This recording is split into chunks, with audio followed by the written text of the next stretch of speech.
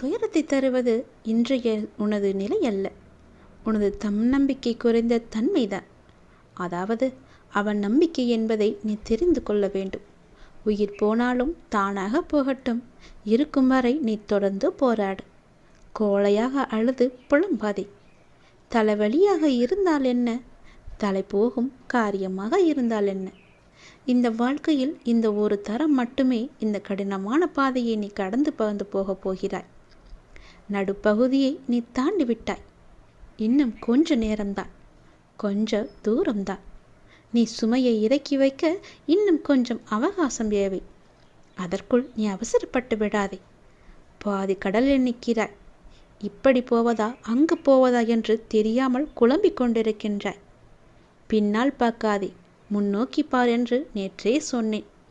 முன்னால் மட்டும் பார். நீ போகும் இடம் உன் கண்ணுக்கு தெரியும்.